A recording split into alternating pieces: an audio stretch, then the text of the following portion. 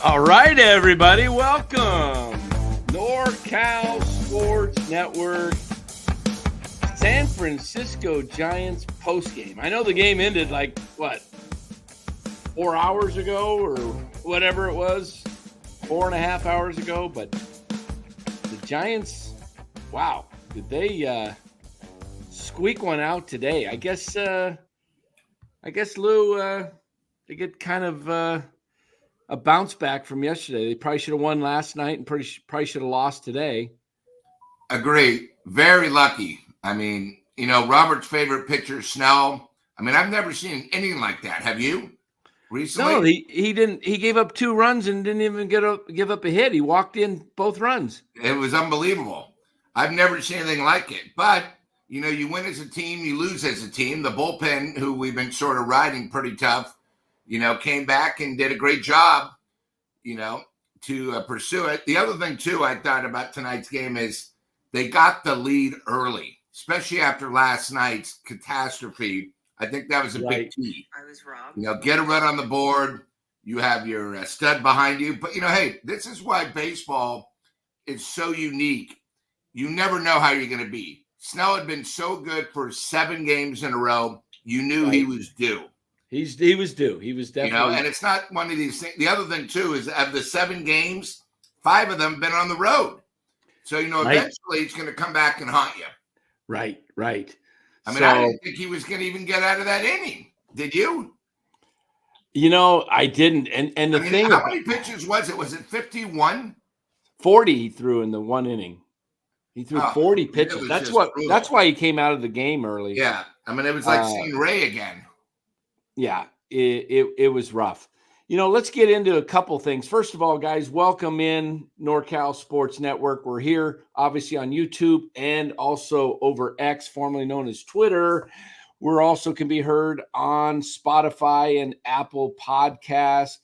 And you can see our stuff on Instagram and TikTok as we put a lot of content out there, guys.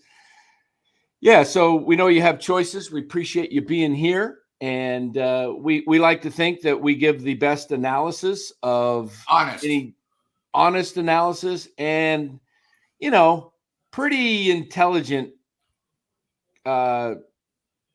Giants talk, I think. I mean, I think our credibility is been there. I mean, we pretty much nailed it. We've been pretty right on when it comes to a lot of our picks. We said this team is a 500 team from the beginning. We called out that, Chapman, he would be great in the field, but he wouldn't be clutch hitter. We said Jordan Hicks would not be a long-term productive starter.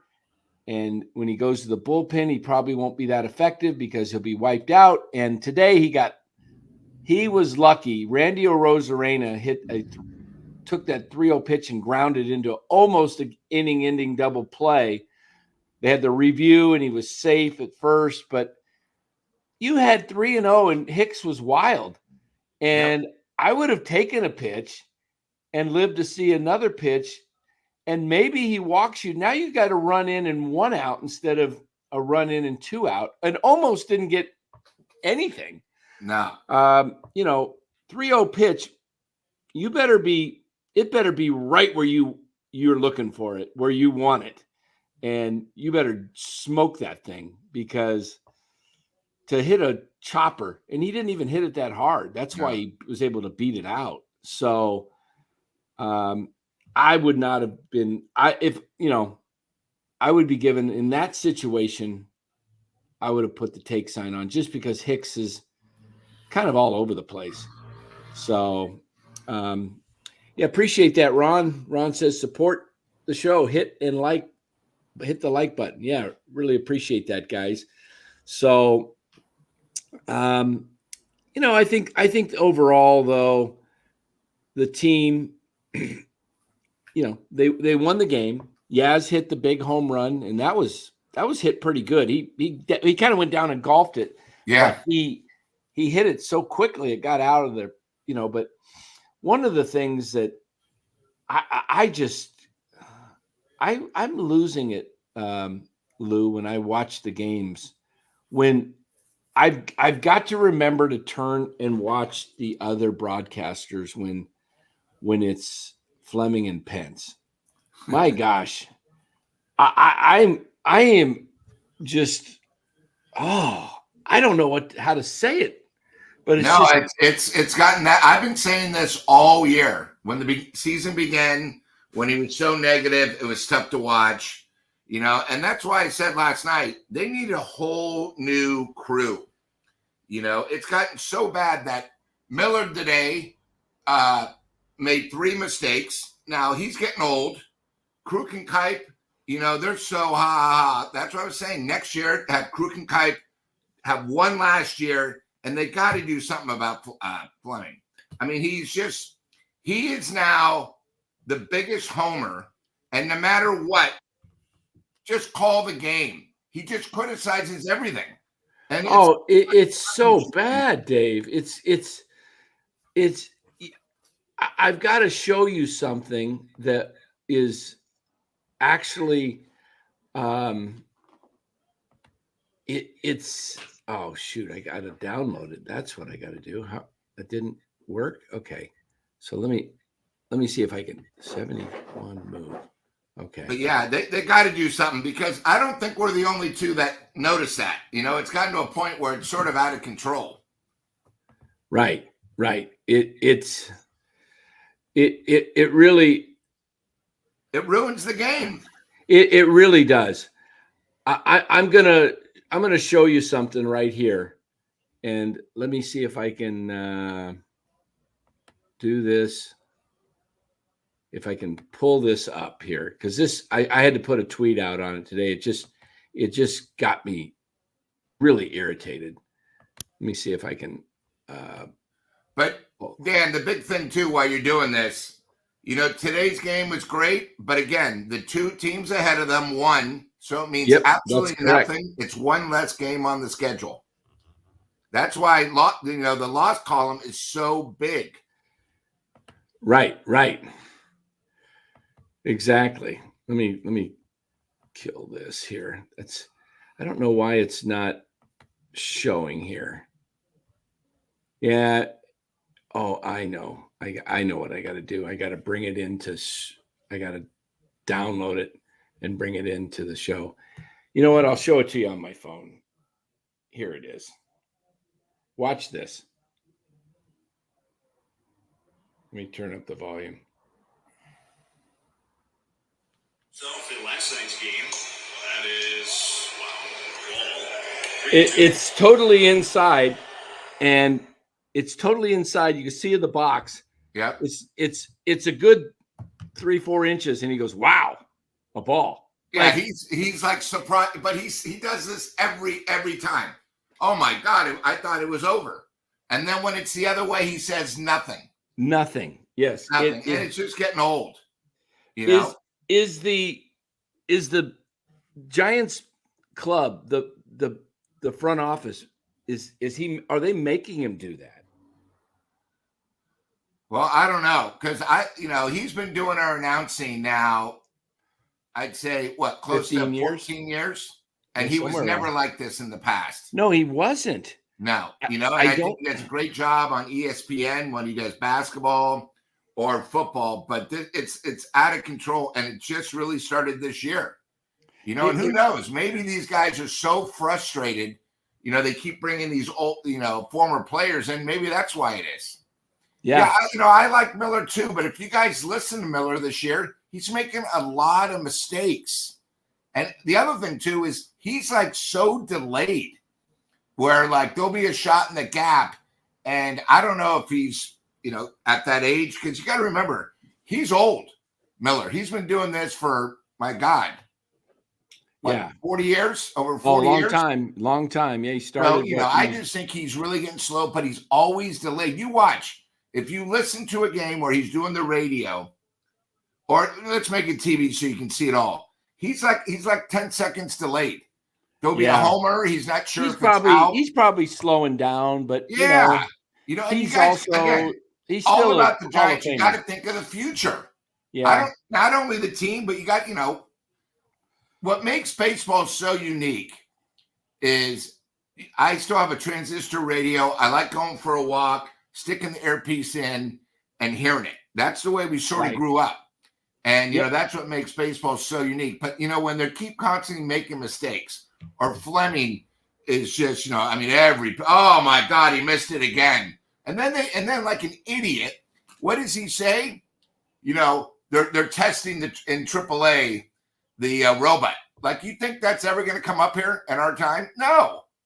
Okay, so let's just concentrate. I think it actually could. I think the robot thing or the challenge system could actually come up here. I think that's why they're doing it in AAA. And they do it in the minors. They test it. It's going to happen. It's just a matter of time. I mean, they're trying to, you know, but golly, just the bickering on the calls, it just gets old. It's hard to watch. Anybody's ex-wife, because he constantly does it. Yeah, it's just, please, just call the game. You're a great announcer. You got unbelievable talent. You got good delivery. It's become this homerism, and you know, and I'm a fan of Dave Fleming's. Like I said, I listen to him on college football, college basketball, golf.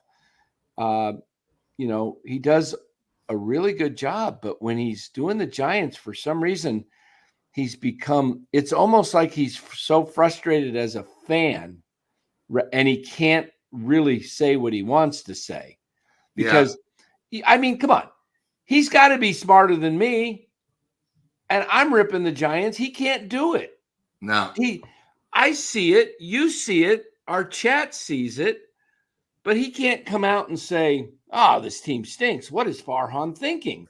Why is he pinch hitting Mark Canna for Michael Conforto? Why are you don't pinch hit your cleanup guy? Okay? If you're gonna pinch hit for Conforto, put him in the seventh hole, because the guy that needs to be pinch hit for in clutch situations is Matt Chapman, the guy behind him. That guy never comes through. But yeah, we're going to talk about extending this guy. And I'm hearing, I don't know what these rumors are, if they're 9 years. There's no way they're thinking 9 years. Are they, Lou? Well, I heard it today where they're in serious contacts. And here's the thing.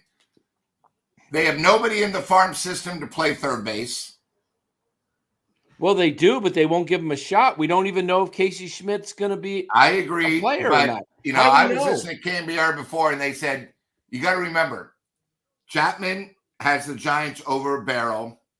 Of course, his agents have the Giants over a barrel. And it doesn't matter, because if he does leave, the Giants are going to be worse. So this is the other thing about Farhan. This is why I didn't really like the pickup to begin with. You know, if we don't like Schmidt, tell us now.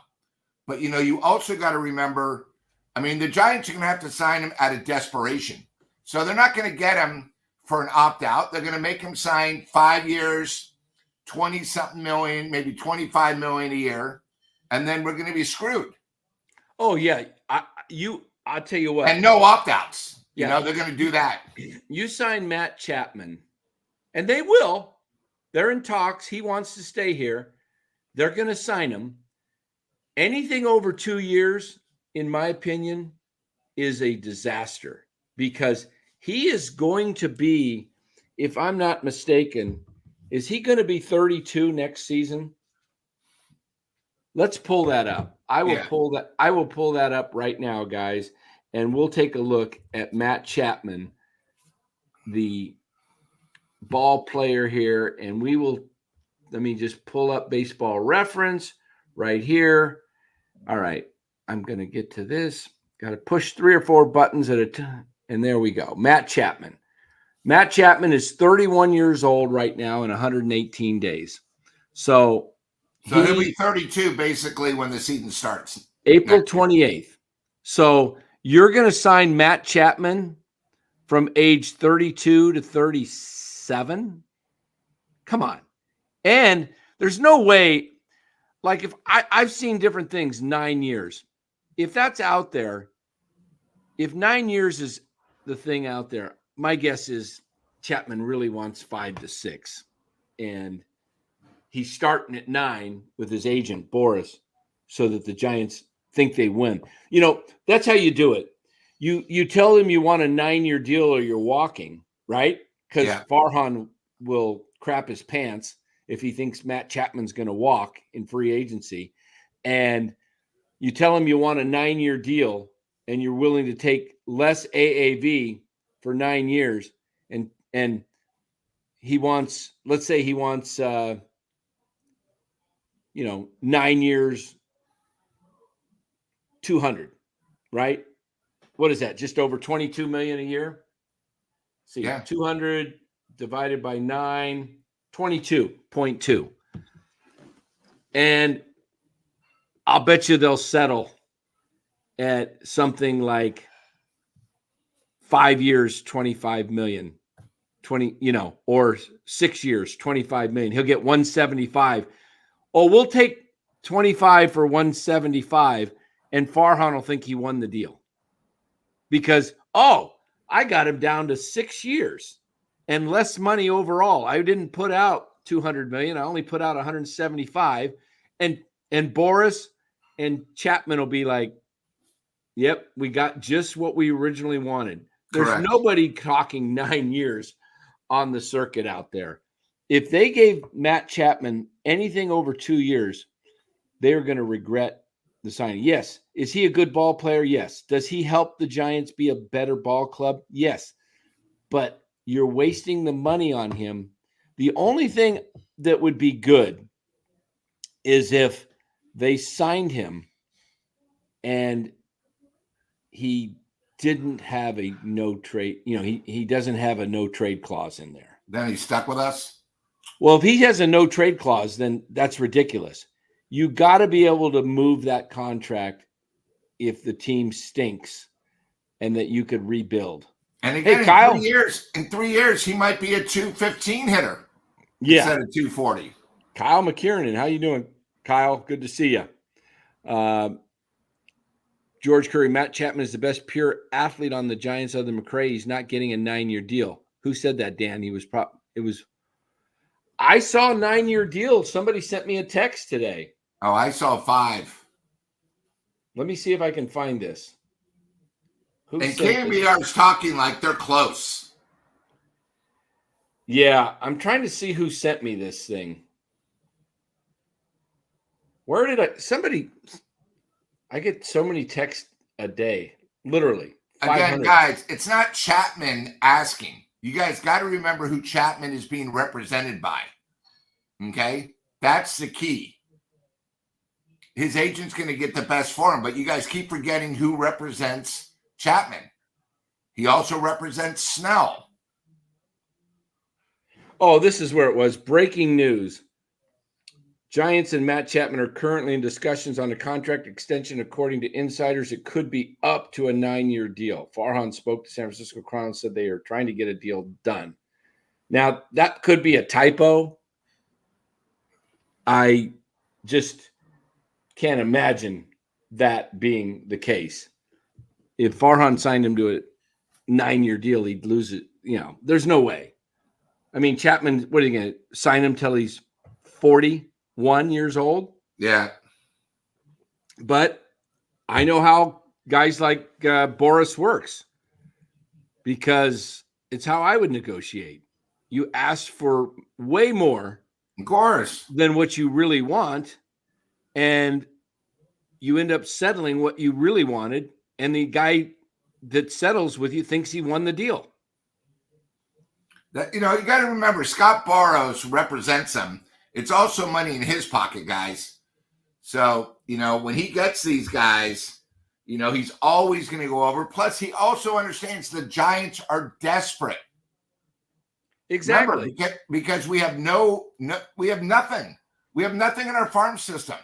That was one of the things we hired Farhan to get our farm system from dead last into the teens, maybe in the top 10. That's what he announced. That's why we hired him. That's why we took him from LA. We did all this. And guess what? We're not that good. And this is why you need to think about your future. We're not going to win, or we're not going to go to the playoffs when we keep getting old free agents. You know, we have no studs on our team. No studs at all. Exactly. That's the problem. We have no bats. I talked to a lot of baseball people in the game, and through some of the contacts I have, and, you know, the Giants are starless. Look, Todd Ferguson, he's right. No, that's not the comment I wanted. This one I put the wrong one up. Mitchell and Ness. I don't mind keeping Chapman as long as they don't think he's an RBI slot hitter. Batting 7th or 8th is fine. Yeah, I'm fine with that. But who's going to bat 3, 4, 5 on this team? That is the biggest problem. The Giants don't have anybody. They got really their best players besides Chapman are Ramos and Fitzgerald. Okay. Fitzgerald is a guy that I loved watching in April. You guys all watched the show. I said, Fitzgerald needs to play every day somewhere, whether that's rotating him around like Chris Taylor was with the Dodgers in his prime, not Chris Taylor today. But where are you going to find guys that you got to make trades? You're not getting anybody in the free agent market, period. You're not getting Juan Soto. Forget it. Yeah. Okay. Vladdy. And Dan, next year's free agent class is one weak. of the worst I've ever seen. Yeah. If you take Soto out, they're old. Yeah. So where are you going to get players that are star type players? You're just not. You're going to have to trade people and trade some good players to get good quality back. Their best, you know, they don't have the guns to do it. So you're going to bring back next year in 2025, you're going to have the exact same makeup. You watch. If Farhan is here, you know why I watch these games? If I wasn't doing this post game, you think I'd waste my time watching every pitch? It's hard. It's hard. This is a boring team. They're hard to watch. It's so hard. I mean, say what you want about Brian Sabian. Some people loved him, some people didn't. I happen to really like him. At least he made moves. He took chances. What do the Giants do? What is Farhan? He doesn't make moves. He's soft. Everything has to be safe. He did the same thing hiring Melvin. And what does he do? Hey, Melvin, who do you want on our team so we look a little bit better? Yeah, give me my former teammates. Give me our guys I managed. Give me Chapman. Give me Canna. Give me Snell. I mean, Snell's great, but he's not staying. No. Chapman is. I don't call Matt Chapman a great baseball player. I call him defensively, one of the best I've seen. One of the best ever. But it's not call him a $25 million a year. You know what he is? He's just below an all-star. He's not quite an all-star because he can't hit in clutch. His stats are so, 20 homers, 62 RBIs. The guy's batting 5th and 4th at times this year. Come on. Runner scoring position below 200. You know who bats 5th for the Dodgers? I'll tell you who bats 5th. I'm going to pull up the game right now and look at their batting lineup. They were down 4-0, by the way, and now they're up 7-6 in the bottom of the 8th. Do you see who had another homer? Yeah, Ohtani. Of course. Okay, batting 6th or 5th. Ohtani, Betts, Freeman, Hernandez, Lux. Okay, they got Will Smith. They got Gavin Lux in the 5th spot, but generally it's been Teoscar Hernandez. And Teoscar Hernandez has 81 RBIs. Will Smith has batted 4th for much of the season. Will Smith has 63 RBIs. Okay. Yeah, we're going to have nobody with 80 RBIs, nobody with 25 homers on the season. 31 games to go, right? I would say Ramos has a shot at 80, but it's going to be tough. 25 homers. It's still sort of embarrassing. Yeah. Chapman could hit 25, probably ends up with about 20. And then was it 2 years ago where we led the league in homers, but we had nobody that hit 30 still in over 19 years. Yeah. I mean, it's pathetic. Yeah. This is a ball club, Lou, that is 31 games to go.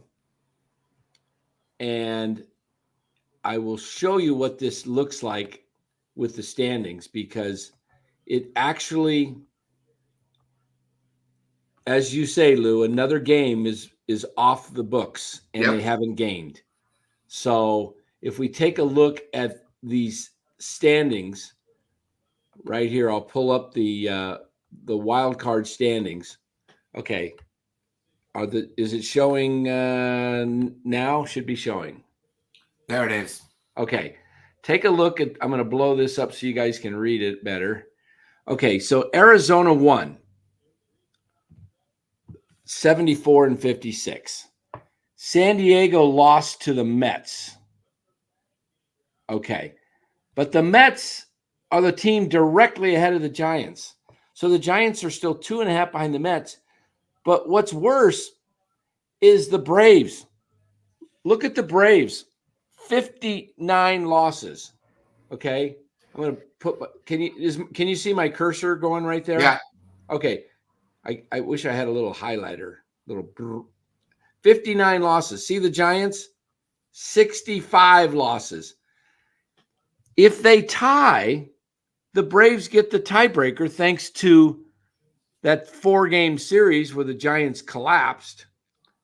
So the Giants have to make up not just 6 games in the loss column.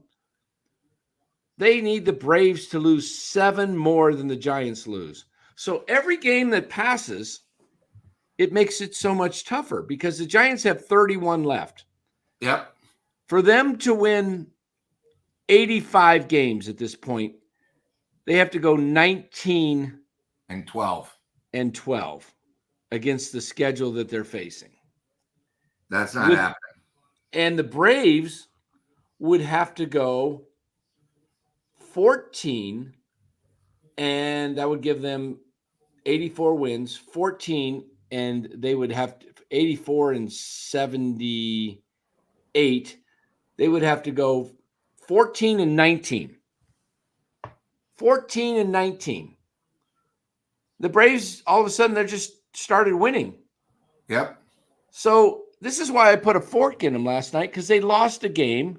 Today, they didn't gain anything, but they lost another day on the schedule. So if they lose tomorrow, which I think they will, I did predict they'd win today. I didn't get the score right. But I think they lose tomorrow. They're facing Brian Wu tomorrow. And they're of course, Ray going back home for the first time since the trade. Pressure. Yeah. Robbie Ray pitching tomorrow against Brian Wu, who has a very good ERA, 2.12. And you know the Giants don't score even when they're facing a guy with 4 ERA. Yeah, as long as they haven't seen him, it's a mystery. Yeah. So I think this is and remember what I told you guys, another thing I told you about the Cubs? Remember when the Cubs were like 4 back of the Giants and everybody's like, the Cubs are buried. Cubs ain't going to make the playoffs, but they will pass the Giants, in my opinion. They're right now half a game behind. They caught up with them in the loss column. I think the Cubs surpass the Giants. Cardinals took a big blow today in that Wilson Contreras, their catcher, was hit on the hand or finger and fractured a finger during today's game. So he's likely gone. So don't give me this stuff about injuries. The Atlanta Braves, who are ahead of the Giants, have lost Austin Riley basically for the year. Ozzie Albies is out until mid-September. Ronald Acuna was lost for the year. Spencer Strider, the top pitcher in the league. They lost the best pitcher, the best player. And now they've lost 2 more infielders, and they had lost Michael Harris. Key guys. The Giants, who the Giants lost that's key? They lost Jung-Hoo Lee earlier in the year, and they lost what? Wade maybe on the DL twice. Wade for a while, but it would be like our Giants team losing our 3 best players and Snell. Yeah. But this team is still 8 over 500, and we're at 500, and we have them. Right. They're 11 over 500, the Braves. And they're facing, a Washington national team that's young, and they're going for the sweep tomorrow at home. And tomorrow, looking at Sunday's schedule for the Braves, they'll be facing against Ronaldo Lopez, who's got a 2.05 ERA for the Braves, against this guy Hers, who I think the Giants faced back in Washington, 4.15, the lefty. So, advantaged Braves right now, 72% to just under 28 for the Nationals. The Giants, again, after tomorrow, we go to Milwaukee, and I think Milwaukee's 10 out of the last 12 they've won. Yeah, Giants are the best home record. Giants are underdogs tomorrow. 30.7% chance of winning, according to the analytics by ESPN. 69.3 for Seattle. I just JR 500 says, "Who cares, Dan?" That's my point, JR. You're making. That's my point. I said every team has injuries. I'm saying the Giants use that as a crutch. We're not saying that the Giants' injuries are why they're where they are. The Giants' injuries. The Giants are where they are is because it's a crappy built team. And then, Dan, how about the Los Angeles Dodgers? Didn't they lose their whole entire pitching staff? Yeah, and they're going to run away with the division probably. Arizona's on their tail, but they are right now. They've gone back to the best record in baseball. Yeah, and they get hot, they get churning, and they just turn it on. Let's see the score of the Dodgers. The Rays just tied it in the 9th, 7-7. Maybe it's time for Ohtani to hit another walk-off home run. Yeah, Caminero just homered in the 9th inning off of Phillips. Yeah, Evan Phillips of the Dodgers gave up a home run, 7-7. I wonder if Ohtani will be coming to the plate let me look here. In the 9th inning. I'm not sure what the batting order is. I'll have to keep an eye on that. In fact, I think what I'll do is put that game on in the background. And let me get that ball game going here live, and I'll give you an update what's going on there for any Dodger fans that are in the chat. Okay, there's 2 out in the top of the 9th. Nobody on for Tampa, and it's a 1-2 count to hitter and outside. So 2-2. So, yeah, I see by Victor 1 says, I wish I was a Dodgers fan. Growing up in the Bay Area, it's hard to be you can't, but you would like to watch an exciting team. This is called strike 3. We go to the bottom of the 9th for the Dodgers. Due up. Let's see. Smith, Muncy, and Tommy Edman. Okay. So they got 6, 7, and 8. And if 2 people get on, it'll bring up Ohtani. So I wanted to ask you, were you surprised they brought Walker in today after pitching 2 innings yesterday? I was. I think everybody was. But you know what? Let's give a shout out to Ryan Walker. Yeah. I put a tweet out today and says he might be the most underrated closer in baseball right now. He's automatic. He has been lights out, dynamic. Give credit to where credit's due. Look, he is a former draft pick of the previous regime, though. Who's playing great? But that shows you important tomorrow how important Ray is, because we're not going to be able to use him 3 straight days. No, he's not going to be used tomorrow for sure. I'll tell you who looks good, though. Who's been looking good on this team is. And what do you think of Duvall coming back today? He looked good. He looked good. You know, that was a tough situation. He did the job. I mean, what can you say? I mean, the Giants don't have a lot. I wouldn't give up on him yet because he's still young and he might figure it out, but he's also a trade candidate. I would trade him if the right pieces were involved in the offseason. But, you know, somebody said he looked off. Well, Duvall's always off. Wild with the, you know. Yeah, he comes in, he walked the first guy. I mean, the first 3 pitches weren't even close. He wasn't perfect, but he got out of it. He was able to get out of it. You got to give him credit for that. Yeah, you got to give credit where credit's due on that. But I do think that the guys that, you know, Ramos to me is a guy at 24 you can start to build around, but you need 2 more bats, at minimum 2. You got Ramos and Fitzgerald.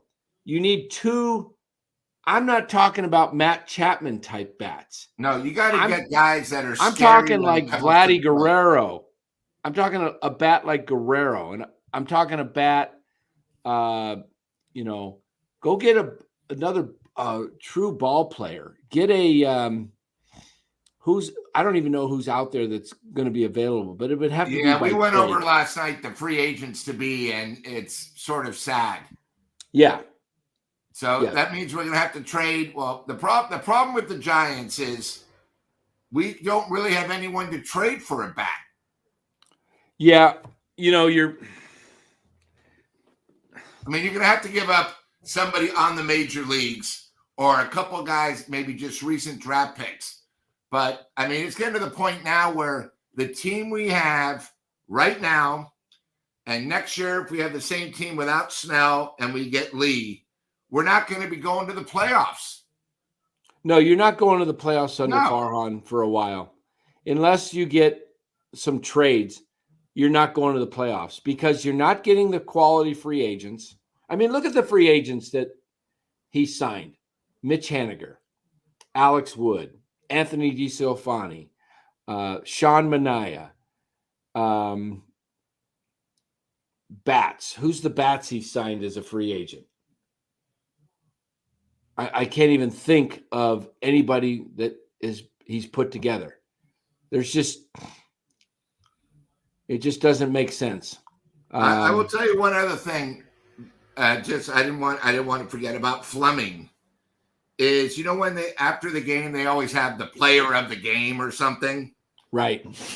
One of the things that really sort of ticks me off is they only talk about like what's happening right now. So they said, hey, I really like Estrada today because he finally came up with 2 hits. He's pulling it. He's getting it together. And he actually hit a ball the opposite way.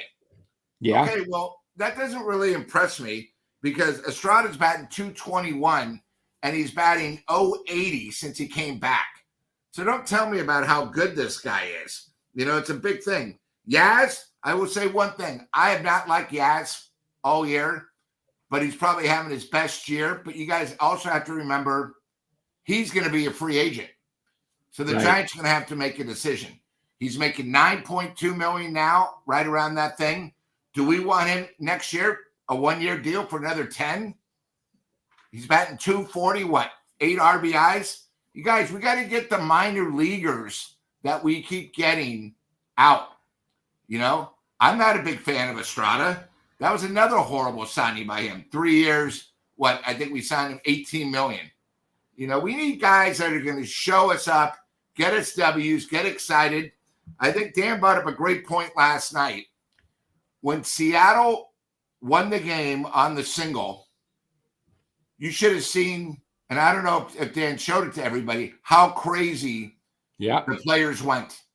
Giants won today. It was like it was nothing. let me tell you, they're not thinking about the playoffs. They're more, No, oh my God, what are we going to do? I'll tell you what's going to happen to this team, Lou. Yeah. By September, when they're still in the same place they are now or worse, okay, I don't think they'll be closer than they are right now. So if they're where they're at in September and they start losing games in September to some of these good teams like Arizona, San Diego, you're going to start seeing some of the vets check out. They're going to start checking out, and this team will fall into a funk and will have a disastrous ending to the season. And I'm predicting a 78-84 record. By the way, I want to give a shout out to, I want to pronounce this right. I'm going to type his name in the chat here. And Dan, while you're doing that, Steven Ortega, if you look for starters and pitching, the Seattle Mariners are number 1. So me and Dan, what we meant is, hey, by stats, Seattle has better pitching than us. But you got to give the Giants credit. But you got to remember, it's still 1-1. If you look of what has happened, our starters, if you saw Snell today, he wasn't good. But it was the whole team, and it's 1-1. We'll see tomorrow who has better pitching. We have Ray. It's going to be a lot of pressure on Ray because he got traded from Seattle. First time he's going back. He probably still has friends there. That's never easy. Yeah, exactly. All right. I got to put this up. I didn't see it last night, but I don't know if it's Lou or Louis. How did I pronounce that? How would you pronounce L-U-I? You think it's Lou or Louis? If I'm mispronouncing it, I apologize, but I'm going to say Louis Vifali. That's a tough one. New member just joined yesterday. Want to thank Elston, Louis. Hey, yeah. So I'm not sure how you say it. If it's Lou or Louis, or maybe it's neither of those. But thank you for becoming a new member. And you guys can join as a member too. It's $4.99 a month. And Dodgers just missed walking. Wait a minute. Did they walk that off? No, that's an old video. Okay. They got a man on first with 2 out in the bottom of the 9th. Shohei on deck. Whoa. Ooh. If he gets on, it's 2-2 to Rojas. If he gets on, there's no open base but third. I wonder if they would walk him. Ball 3. Oh, that was low. The ump called him out. I can't believe that. He called him out but now, you know what's going to happen? He'll lead off. Going to the 10th, if they don't score, they got the ghost runner on second. Might as well just walk him. They'll just walk him because his run means nothing. It means nothing. So you got to almost hope, if you're an Ohtani watcher, you want to see him get the bat. I mean, dang, I hate it when umps take guys, when they affect the game like that. That was definitely low. By Victor says walk-off homer. I don't think it's a walk-off homer unless Tampa scores their ghost runner, and that's all they get, because they won't put the winning run on base most likely with no out, because then you can just sacrifice them over, and then, but you probably don't have your number 2 guy bunting. Well, you might, depending on who's batting second. But, man. So, again, we thank you for the members. I was talking about membership, guys. If you want to become a member, it's $5 or $4.99. And we get a latte for that. How cheap. Yeah. You get, it helps support the show. Look, guys, we have, I've been talking to some people, got some people working on some sponsors and stuff, but one of the things about sponsoring is you don't want to just have sponsors to have sponsors if it's not going to benefit the sponsors. I don't want to just have a sponsor that doesn't get enough out of it. Okay. But I think we're at the place now where we've gotten support. I know Lowe's has been on the show, and we've advertised his business and mine, and he's got some calls, and I'm going to put that scrolling there. You see, I've secured money in 49 states and California. I'm doing business as Dan Cochimilio Insurance Services. Give me a call, 888-960-7233 or 888-960-SAFE, SAFE. And I'll show you how you can protect your retirement, grow your money without risk of losing it. And we'll show you that. And Los, if you need a loan for either a refi or a new loan for a mortgage or any kind of reverse mortgage or hard money loan, give Los a call, 925-250. Forgot the rest of the number. I got to wait till it scrolls across the bottom. 250-4894. There we go. All right, guys. So that's the business end of it. Appreciate you guys' support. And as we're doing some announcements, just letting you guys know, we will have a former NFL head coach on with us next Thursday night.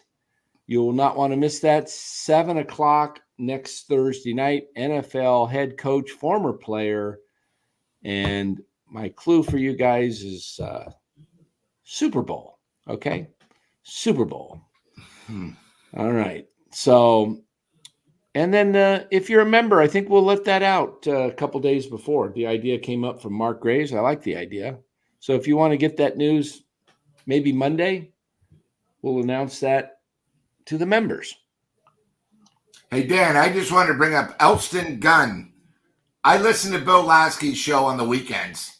And to tell you the truth, it's gotten worse. First of all, his callers, unlike our chat, aren't real fans. You could tell when they call in, right? They just want to get on the air. He never tells you how it is. His interviews are the worst. Last weekend, his big interview was he has the girl that's the PA announcer for the Giants.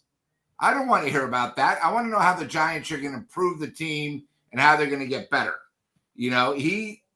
There's another person that they're going to have to do. But here's the thing about KMBR, guys. KMBR, except for hiring Larry Krueger to help them out with their Niners show, is dropping so bad. Nobody listens anymore. Most of the people that are still there, like Tom Tolbert, had to take a price. He's only working for half of his normal salary because nobody's listening anymore. Papa's really only there because he does the Niner games.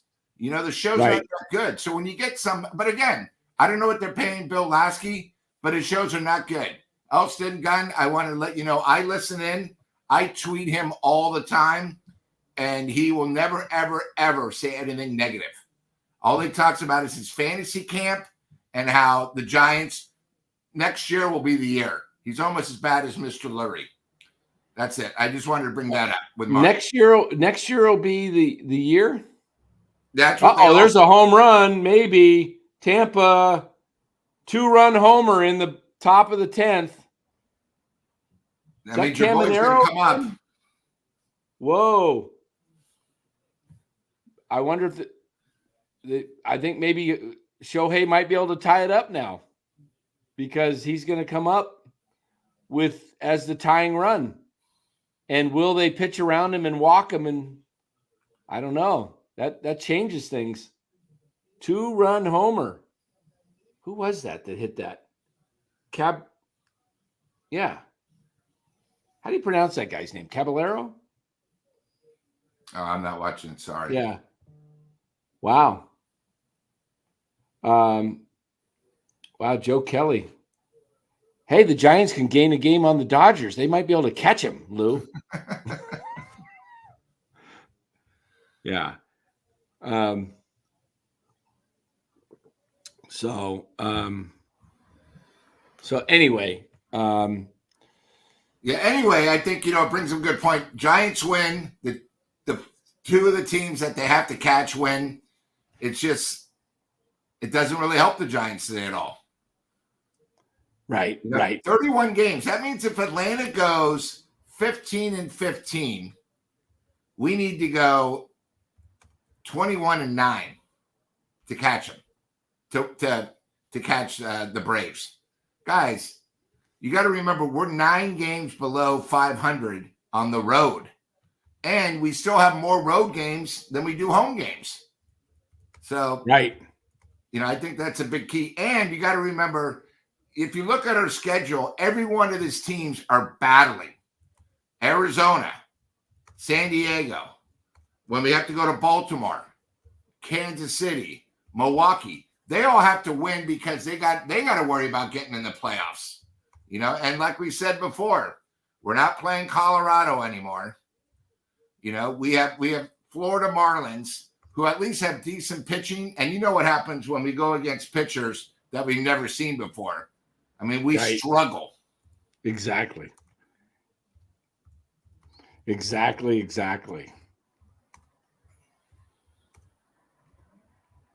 Okay. Let me go to the comments there. And Giants need to take Willie Nelson on the road. Maybe their luck will change, says Elston Gunn. Oh, boy.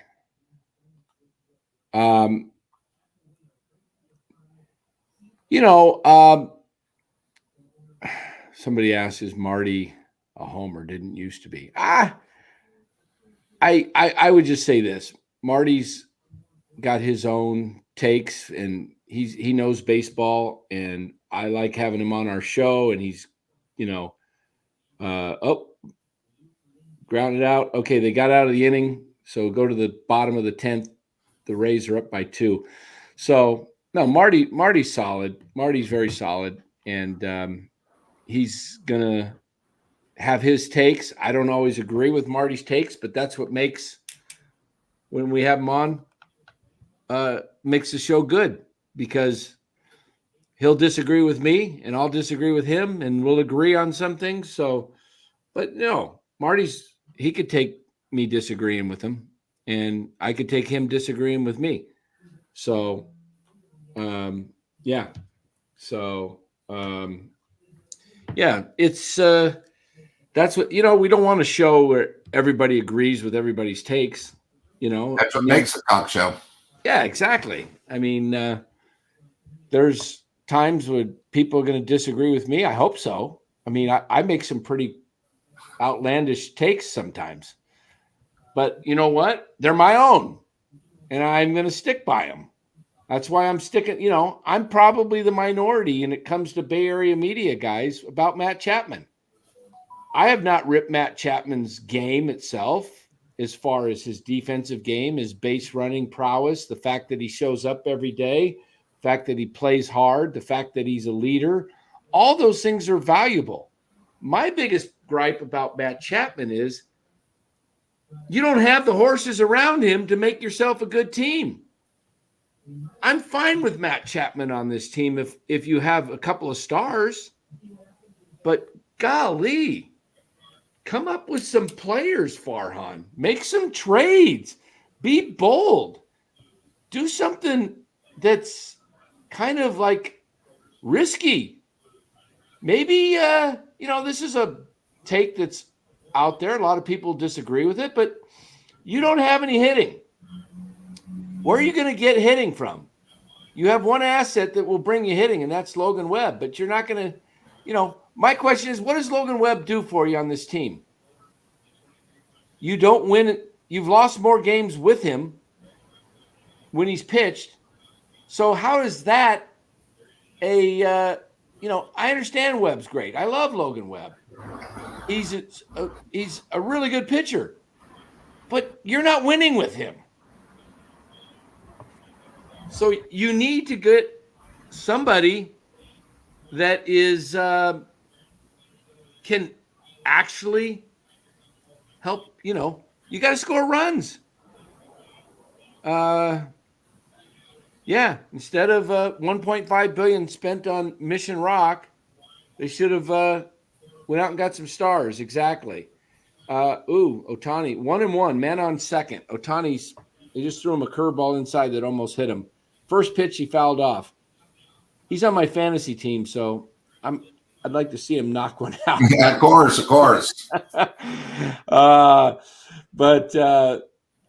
Yeah, here's the 1-1 pitch. They got a lefty. Oh, did he get one? Nope. Oh, wait. Oh, gosh, he hit it a monster high to the edge of the warning track in right field. When he first hit it, it just went super high. That thing had to be. He got under it. Yeah, he got under it. Oh, he just missed it. Guy hung him a curveball, and I thought, oh, shoot, he got it. He just hit that thing like a moonshot. He was going for it. A little bit more out, another inch, and he could have extended himself a little bit more. Hey, Dan, I just wanted to bring some up to Robert. Yeah, Webb gives us a chance to win every time he pitches, but we have a losing record when he starts. So the key is, you can almost say that about Snell. Snell, I think in his starts, he didn't get the win today again because it was he didn't go 5. But, it's a big difference with our starters. If you don't have an offensive team to support the pitching, it doesn't mean anything. We need guys that are big boppers. Like you see Ohtani, every time he comes up, everybody stands up and watches it. Sort of how Bonds was. They do the same thing with Judge. They do the same thing with Harper. We don't have anybody that if you have to go somewhere that you would stay and watch, and that's the key. We go back to the uniforms, So Webb might sell a few unis, but it's not like you wear it proud, and that's what the Giants are missing. And with Farhan, the worst closer in the business, we're not going to get any of these guys. Yeah, he can't close deals. No. If you're not going to get the big boppers, spend money and get top pitching because you need pitching in this park and play to your strengths and go get some good hitters that, like Arias or guys that can hit for average and drive the ball into gaps and have and win your games like they won their World Series championships with, 3-2, 4-2, but that's how they won. But they had good, solid defense and they had, timely hitting. But this, Mookie Betts, foul ball. Look at that lineup. You got Betts behind Ohtani, and then you got Freeman. All three of those guys are going to end up in the Hall of Fame, aren't they, Lou? This reminds me of like the Big Red Machine. Yeah. Or maybe the early Dodgers, or even maybe the A's at the time. But I mean, 1, 2, 3, I've never seen it in my generation. Yeah. Yeah. The other thing that I want to point out with today's game is, that was a strike in the box, but the catcher was set up inside and had to lunge for it and ended up getting called a ball. But where was the Giants stole 4 bases today and bunted twice. Where was this ball all year long? Agreed. Oh, Mookie Betts, did he get? Nope, just a fly ball. I mean, Dan, imagine if we had a guy scored like a Marco Scutaro this year that actually makes contact and puts the ball in play with the Giants. You get him batting around 5th or 6th, Giants might have 10 more wins. That's what the Giants are missing. I mean, they don't. I just don't understand why Fitzgerald has not run all year. Why has, I know that McRae's up now, and so they got McRae, and he could be a really good ball player. I like him out in center. I like his speed. I like the way he goes after the ball in the outfield. I just don't know if he's going to be able to hit enough up here That's a problem. To stay up here. The Giants need guys that I don't know. I just don't know. McRae has a lot of swing and misses a lot of balls down in the dirt. And chases. I just hope he can figure it out because he looks like a ball player to me. And, with Fitzgerald and Ramos, you might have the nucleus of starting to build something. But, Dodgers just lost. Dodgers lost 9-8. They on the 2-run homer. They didn't get it done. So, wow.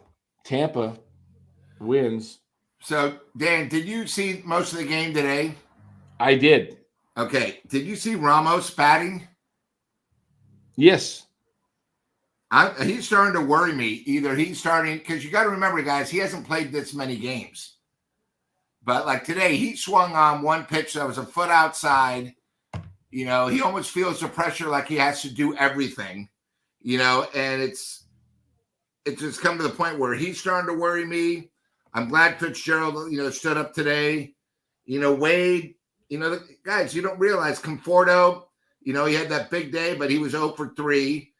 This team is starting to hit the wall at the worst time. That's why they call it the dog days of summer, beginning September. Today, yeah, we won. Hey, I'm excited the Giants won, but you should score more than 4 runs when you get 11 hits. Yeah. That's just me. They got to Kirby, who, is a good pitcher, but, I'll just bring up one more stat for today. 2 for 13 with runners in scoring position. Yeah, they were fortunate they won today. Yep. Because, they got the home run by Yaz. I'm trying to remember their first. And you got to give Bivens a big credit. Yeah, After Bivens what happened on well. Wednesday, Bivens got the win today. That was huge. Yeah. Yeah. George Curry says McRae has a long swing and needs to shorten his swing to be an everyday player. I agree. Yeah. He's got to make that more of a compact swing at times just to make contact. He's got that looping swing, and he swings it more instead of just that short, he gets this long, and it's just like he's almost golfing, I don't know why the Giants can't develop anybody, Lou. I really don't. And again, this could be how long when who's the Cincinnati Reds manager? Bell? Yeah, David Bell. Yeah. David Bell. Has he been with them 3 years now? More than that, I think, hasn't it? Okay, because remember, he used to run the program in the minors. Right. Him and Jim Bard. That was the guy that everybody thought should have been the opportunity to be a manager. Instead, He left us and went to the Cincinnati Reds. Right. He was the guy that literally would tell you, hey, this guy's 2 years away, 3 years away. And I think when we lose him, I don't know who replaced him. But again, it's such a key. Somebody in the chat was talking about our scouts. It's gotten to a point now where we don't really trust anyone because we all know it comes from Farhan. He's the one that tells you. He's the one that does this. And we're not saying anything's wrong with Webb, but the only way we're going to be better is we're going to have to give up something of good value to try to get a bat. Now, we're not the only team that's trying to get a bat, too. Let me point this out here. Robert says trade, or by Victor says trade Webb, and Robert says, are you serious? If Snell signs elsewhere when we trade Webb, this pitching staff would be below average. Well, see my hats behind me there, Robert. They're all in order of the standings.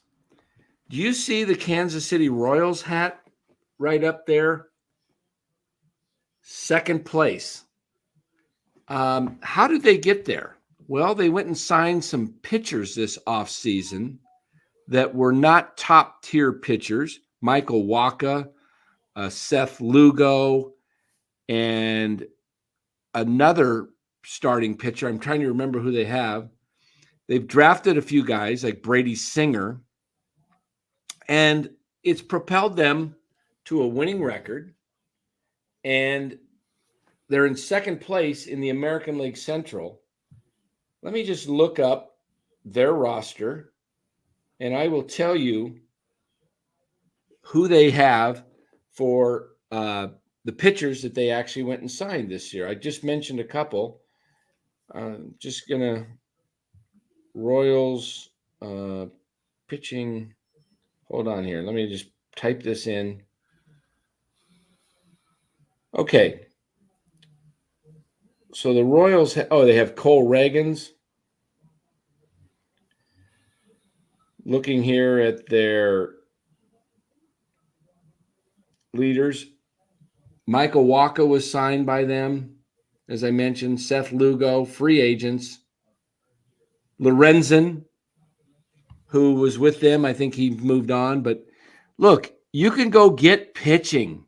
The Giants have no problem, Robert, signing free agent pitchers.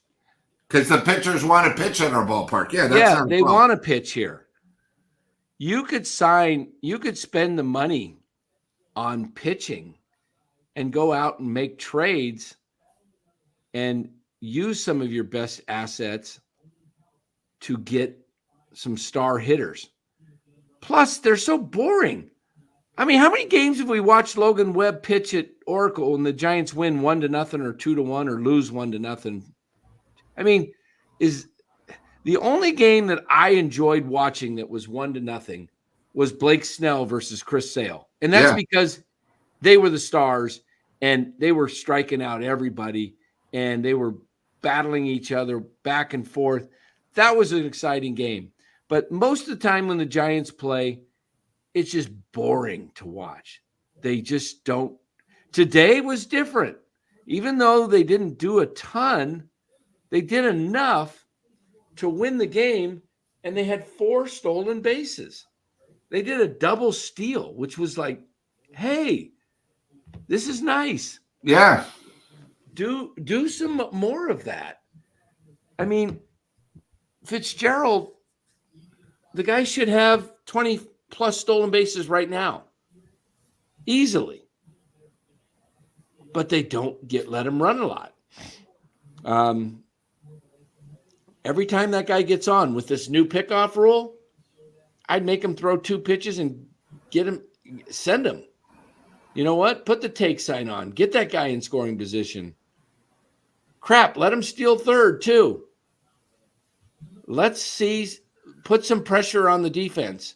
Make them, make a perfect throw. A lot of times they throw it into center field, gets to third. And, sometimes you steal third base from second and the guy throws it down the left field line. You got to run. That's the way. Giants certainly can't do it with hitting. They don't. What's their worst in the league or second worst in the league, Lou? Yeah, runners in scoring position. Runners in scoring position. And you got, Dan, the last 5 games that went to extra innings with the ghost runner, we didn't score once. Didn't score. Yeah, exactly. Put the bunt play on. Do something. You know what? If you can't score, how about bunting them over to third and doing a suicide squeeze? Do something. That's what Roger Craig would do. Absolutely. Especially by the 5th game. Yeah, if I've gone 4 in a row and I can't get a run, I'm going to do something crazy. I mean, man. And Dan, the other thing is you talked about the Kansas City Royals. They have a catcher, a veteran who can, control the pitching staff, but they also have a stud that now they're going to build that team around Bobby Witt Jr. I mean, the guy's only batting .350, 25 homers, 95 RBIs. I mean, once you get that one stud that, not like Ramos, someone even a step above him, then you can build a team around him. I mean, imagine Chapman if he was like a third baseman at Kansas City, what that would mean. He wouldn't have the pressure, and that's what Dan's trying to bring across to everybody. Robert is getting people upset in the chat. He always does. Robert, you build around. Oh, he's saying you build around 27-year-old Webb. You win with. It is true. You do win with pitching and defense. Not when you're the Giants. But you have no hitting, 0 hitting, 0. And they aren't the greatest pitching either. If you look at their pitching, guys, and if you look at the just looking at their pitching, they're not as good as people think. Okay. Let me just show you what I'm talking about. You want to And see? of course, Farhan said that's why we didn't get any hitting, because we had the best pitching in the major leagues. Right. Yeah, we got the best. Yeah, you can't have both. Yeah. Okay, Farhan, let's see how great your pitching staff is when we look at the stats. Pitching leaders. How about if we look at earned run average? Where are the Giants? 20th.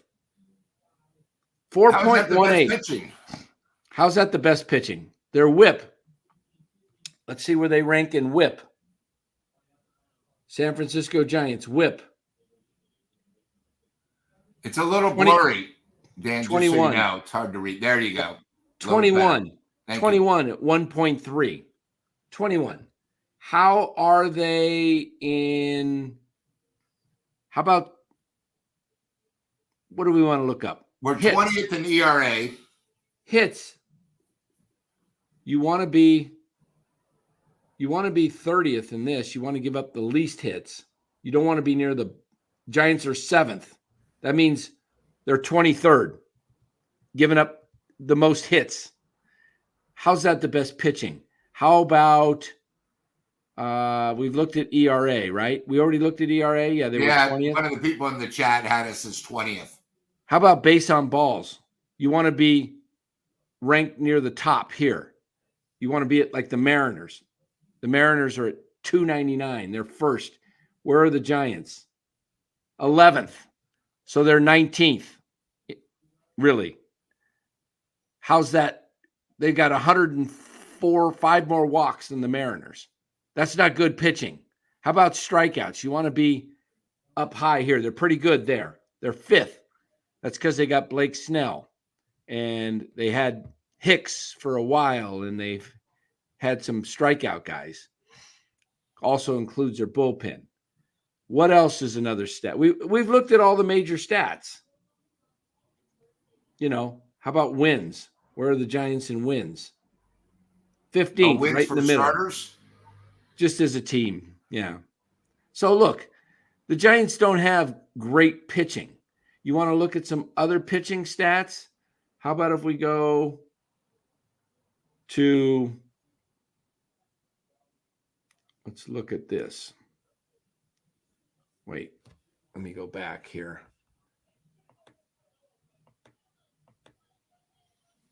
What stat is this one?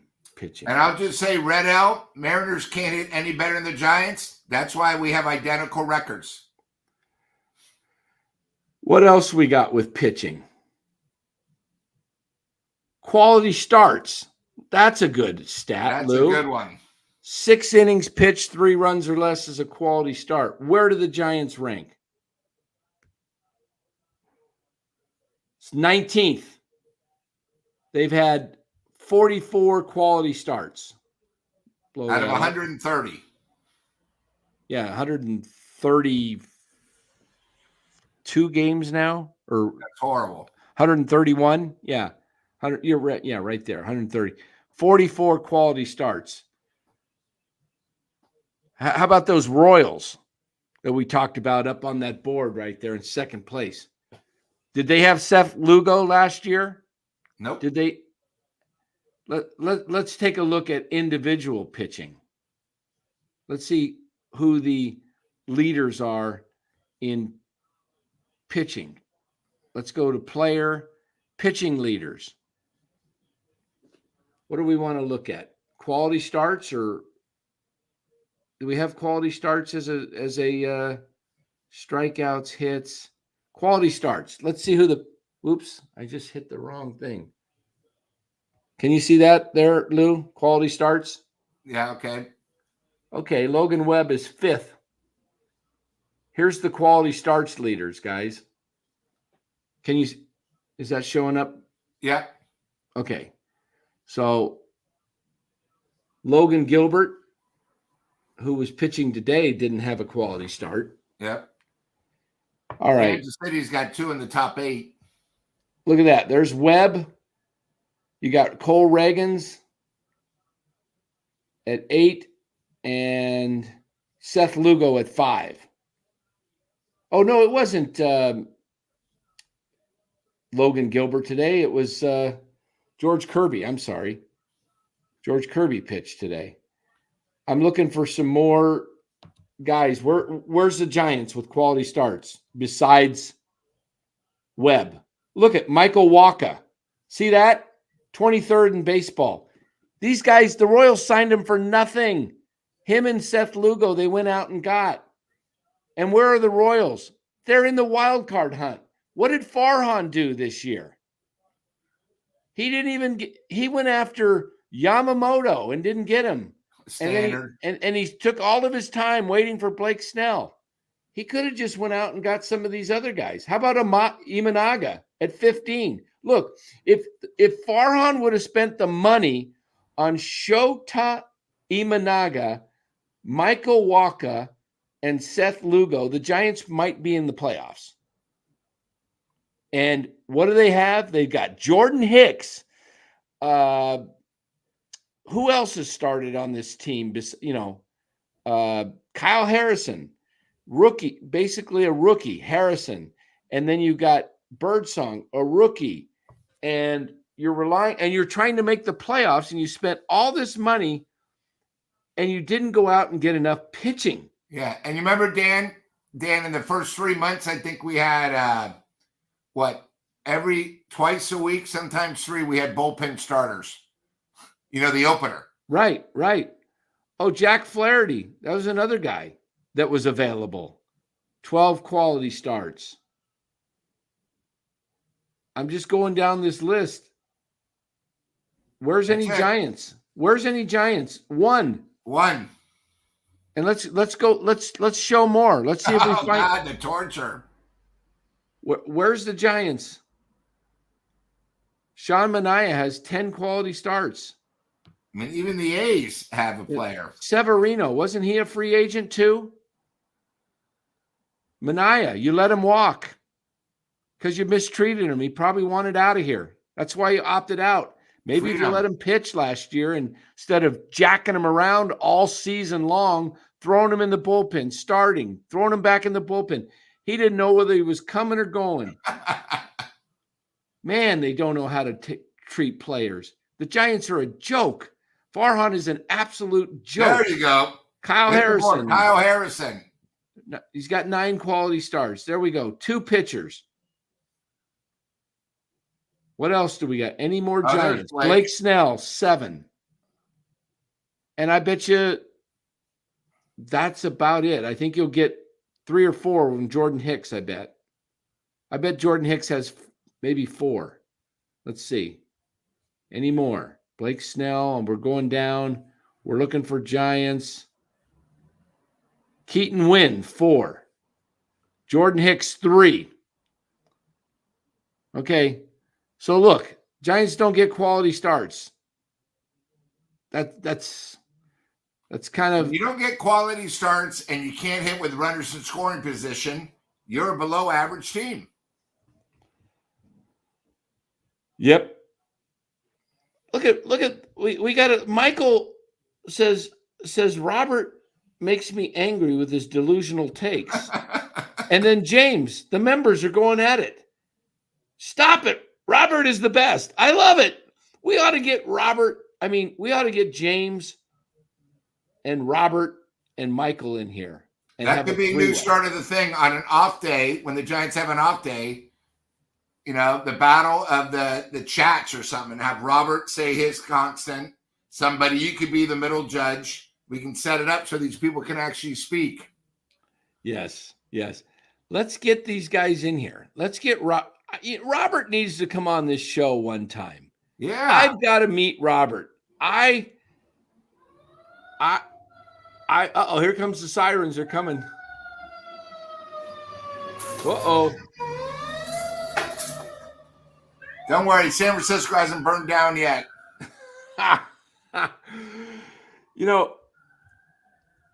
think I know why that.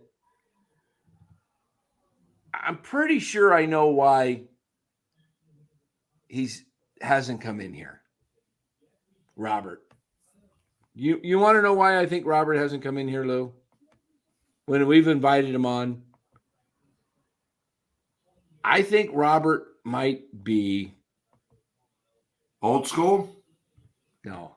Oh, you think so, huh? That might. Guy? Do you think that's Robert right there? Robert Rothberg? Is that you, Robert? Come on, Robert. Fess, if we brought Robert Rothberg in here, I think that's who it might be. Yeah. Farhan's burner account. That's a good name. Robert Rothberg. Farhan burner account. He said that's his twin. Yeah, I saw that. Come on, Robert. Come on into the show. I want to meet you. I respect you, Robert. You are, I think, roughly 10 years my senior. So yeah, I think he's old school.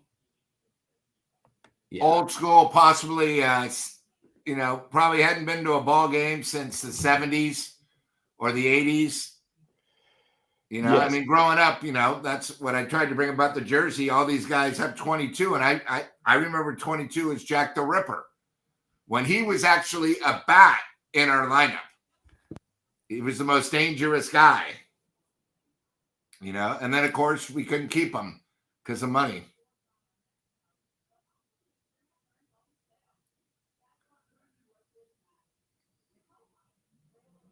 Oh, you're muted.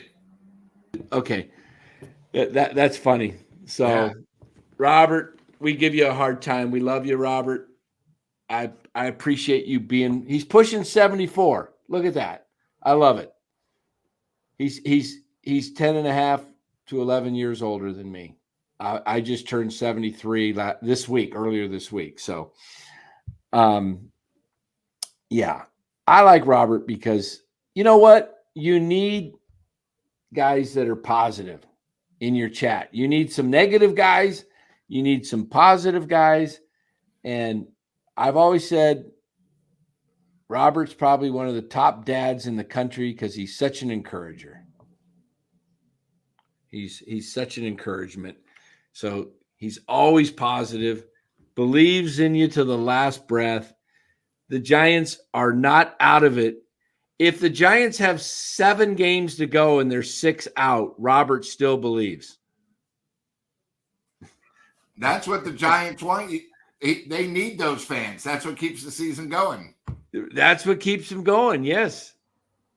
And you know what? The Giants fans, a lot of the Giants fans are just pure casual fans. They're just not. Yeah, I've been saying I think the true Giants fans that go to probably 5 to 10 games that live in the Bay Area, I'd say between 7,500 and maybe 10,000. That's it. Not like how it was early with Pac Bell where the place was full, where they just wanted to be seen. Most of them were all corporate guys. Yeah. Those aren't real fans. The real fans are going to go there no matter what. We're not talking about the young kids that want to get drunk in the bleachers, but the real fans. And those are the same people that went from the Stick to the new ballpark. God, Dan, you remember when you used to go to Candlestick? Oh, I love the Stick. A big crowd would be 12,500. You're big. Yeah. Right. I went to games with Lou. I literally was at games with under 1,000 people. I was at a San Diego game where they had 706 people. Yeah. Yeah. It was easy to get a foul ball. Easy. I used to go early. I would take the Ballpark Express. I would go down the third base line. There was a way where you could actually lean onto the field for batting practice. I'd get probably 15 balls a game. Yeah.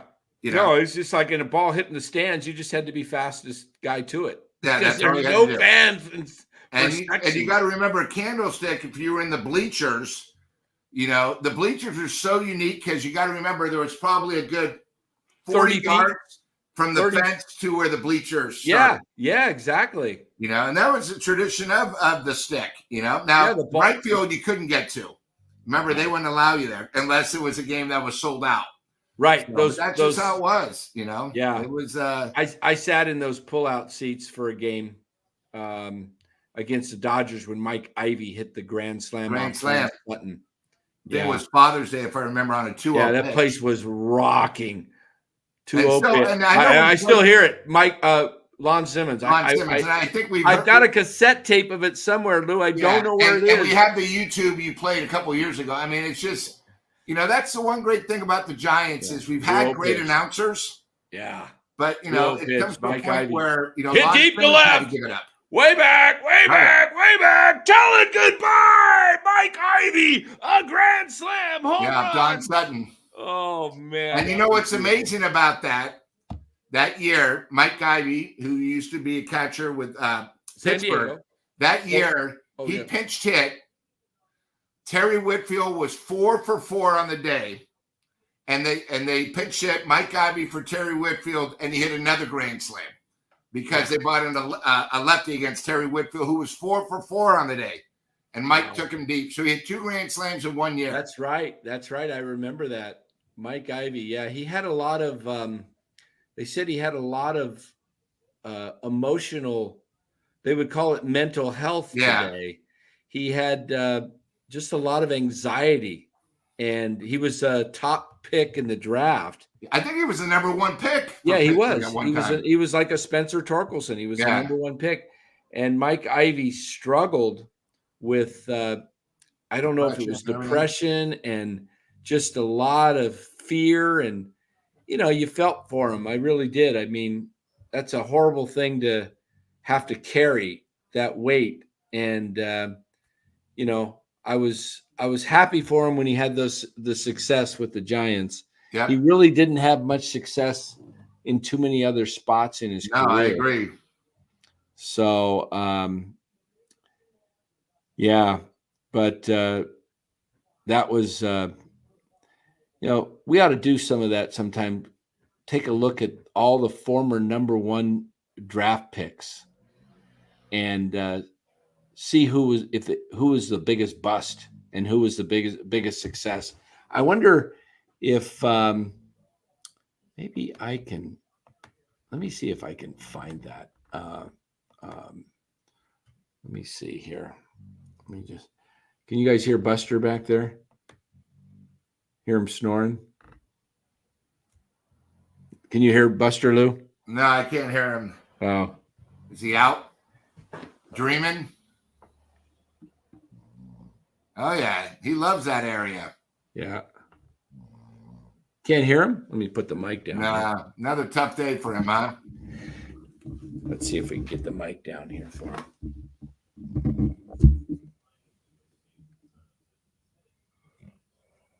Dogs are the best.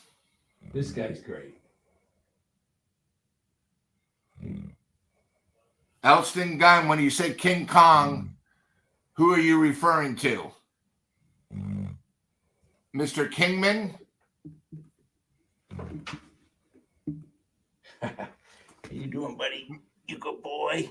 Huh? Dan, do you remember Kingman with the Giants? Oh, yeah. You remember Dave Kingman, Buster? Dave Kingman. God, Rob Deere. All these guys were dangerous bats. Yeah. Buster boy, that's my buddy. He's a great dog. Just a great dog. I'm looking. Let me see. Kyle said it sounds like your stomach is growling. You're probably not eating your what was that horrible thing that you used to pull out when you first started? Oh, Completes when I was with Larry's show? Yeah, Completes. Isn't that funny? Completes. That Larry made that. Larry was, man, those were some of the best days when we the Completes. Around, they made it joking around. Getting awful. The Completes. Oh, those were hilarious days. I want to see MLB. Yeah, Dan, I think maybe one of these nights before the end of the season, we can have maybe the chat. What was your favorite game at Candlestick? What was your best memory? And then maybe at the new ballpark. Oh, yeah. Because we're all different. We've all been there at different times. Yes. All right. We got some fun here. Here we go. Let's do this, guys. We're going to have some fun. Let's come up with a rating system, Lou. We got to rate that we're going to rate every number one draft pick. We can go bust or boom or bust, or we could give them a third category. Boom, bust, or how about just mid? And these are number one picks? Number one pick since 1965. Hopefully I know who, and most of them I should know who they are. The first one we remember. All right, let me pull them up. Boom, bust, or mid. This is top picks of the Major League Draft since 1965. Here we go, guys. In the 58 drafts that have taken place, this is through 22. 22 of the 30 MLB franchises have had the first pick at least once. The Blue Jays, Cardinals, Dodgers, Giants, Reds, Red Sox, and Rockies have never had the first pick. The Expos, now the Nationals, have had it twice. The A's have never had the first pick, but the Kansas City A's, their predecessor, had the first pick in MLB draft history. And you know who that was, right? That's the first. I didn't hear what team that you said. The Kansas City A's. Like 1960. I was just 65. 65 was the first pick. Does anybody know who it is? Chad, I need your help. Come on. Don't look it up. Don't look it up. Who's the first pick ever in the Major League Draft? They all used to sign before that. Anybody could sign them. They used to be free for all. That's why the Giants were so good in the 60s, early 60s, and through the 50s. They used to sign top talent. So 68. 65. 65. For the Royals, which came the A's. I'll give you a hint. Is he a Hall of Famer now? No, but the hint is this. Today's Saturday, but another day is coming in a couple of days. Oh, Rick Monday? You got it. Ron Raquel got it first in the chat, though. He nailed it. So here we go, guys. As a Dodger. Yeah, was he with the Cubs when he grabbed the American flag? Yeah. All right, here we go, guys. Rick Monday out of ASU. I would call him a boom. He wasn't great. He's not a Hall of Famer, but successful. Solid. Right? Solid. How about, boom, solid, mid, or bust. 4 categories. We'll give him a solid. Steve Chilcott, catcher out of Antelope Valley High School. Never heard of him. Have you? I've heard the name. I would probably put him in the bust category or mid. I'm not sure. Maybe some of our chat members can look some of these guys up. That was 1967. Ron Blomberg. Oh, okay. Remember him with the Yankees. Solid. 68. Tim Foley. Semi-solid. Played for the Giants for a while. Yeah, I was going to say that. Notre Dame High School, Sherman Oaks. Tim Foley. I would say semi. Solid. Not quite solid, but semi. Jeff Burrows. Stud. Really? Or was when he played with Atlanta, he was a stud. Yeah, he was pretty good for a while. He was a long baller. Yeah. Look at all these guys coming out of California. 3 of the first 5 years, a high schooler from California. Wasn't it Jeff Burrows' son that played in the Little League World Series? Oh, Jeff Burrows just passed away about a month ago. His son played in the Little League World Series for 2 years in a row, I think. Yeah, the little pudgy guy. Yeah, and I think Jeff Burrows just passed away about a month ago. Let me Anybody have that information? Yeah, Jeff Burroughs was good. Let me ask Siri. Hey, Siri. I mean, I remember with the Braves, and he used to kill the Giants. Let me get Siri to ask. Hey, Siri. Hold on. Come on. When did Jeff Burroughs, Major League Baseball player, die? Jeff Burroughs was born March 7th, 1951, and is 73 years old. Wait a minute. Did I got the wrong guy? I hate to think that who passed away recently? His son was Sean Burroughs. Yep. Was it Sean Burroughs that died? Somebody passed away. I thought it was from 2013 to 2017. Hey, I didn't ask you that. Does anybody know? Maybe Sean Burroughs. Somebody passed away. Maybe it was Sean Burroughs. Yes, it was Sean Burroughs that died, the Little Leaguer. Little League World Series. Not Jeff Burroughs. My apologies. Sadly, Sean Burroughs died at the age of 43. And he just died May 9th. I thought it was about a month or two ago. So he died, what, 2 months, 3 months ago? Dang. Man, that's too bad. That was a guy that was a heck of a – he played for the Padres, too. He made it to the big leagues. All right, so sadly that happened. Let's go move on. 70. 1970. Mike Ivy, there he is. Speak of the devil.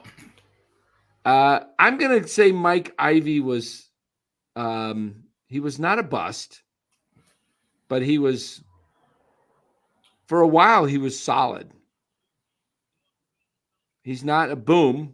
What would you classify him? Semi-solid? Mid? Above average? Yeah. Danny Goodwin, Peoria High School, Peoria, Illinois. Another catcher. Look at that. You say that. I don't know much about Danny Goodwin. Do you? Never heard of him. He might have been a bust then. Dave Roberts. Bust. Giants were dumb enough to sign him after he made one steal. He was a bust. I wouldn't call him a bust, though. I would say mid. All right. Beside the steal in the World Series, can you name anything else he's done?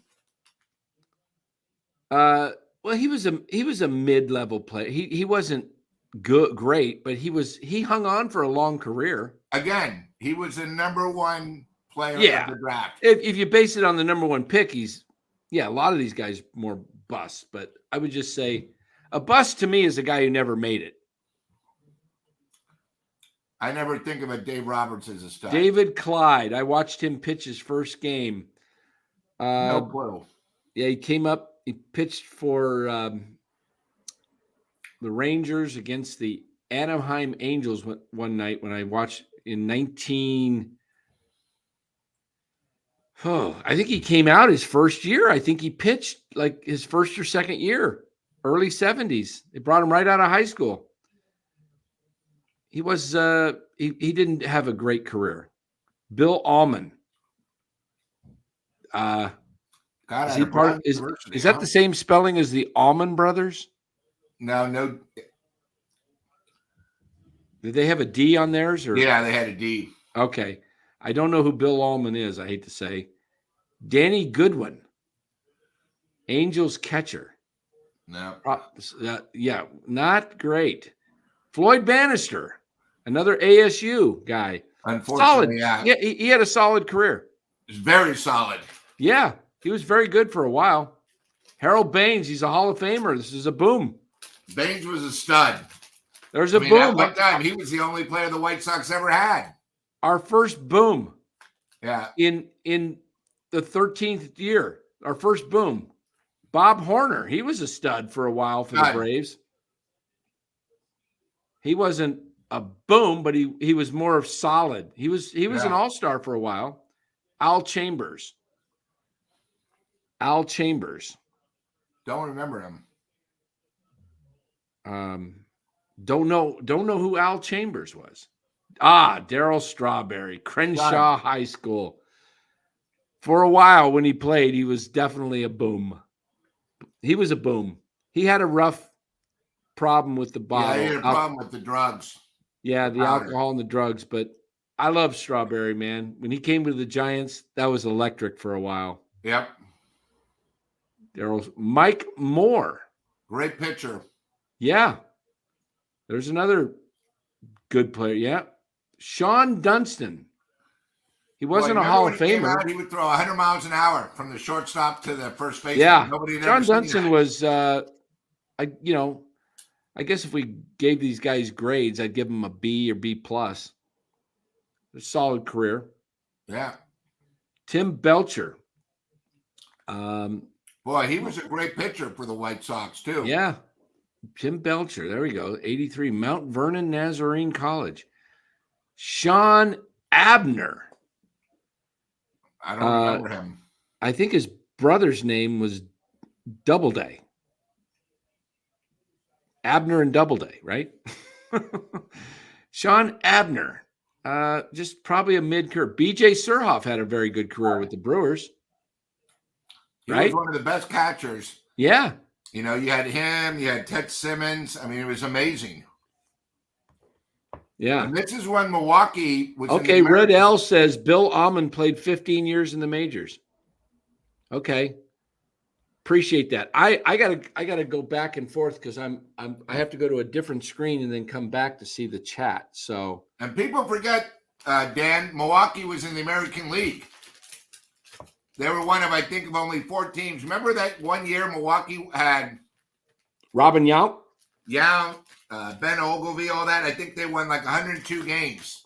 Yeah, they played St. Louis in the World Series. Yeah. 82 season. They were in the World Series. Yeah, they had that was their first big year. Yeah. Somebody says I'm going too fast. Well, how long have we been on the show here? Right. Because we don't want to go. Yeah, we got to close this out in 10 minutes. Jeff King.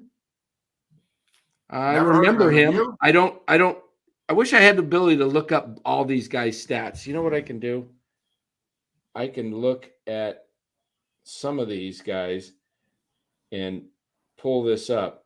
Jeff King. Gotta remember, 40 years ago, these guys were drafted. We'll finally start seeing people we might know. Exactly. Now batting for the Pittsburgh Pirates,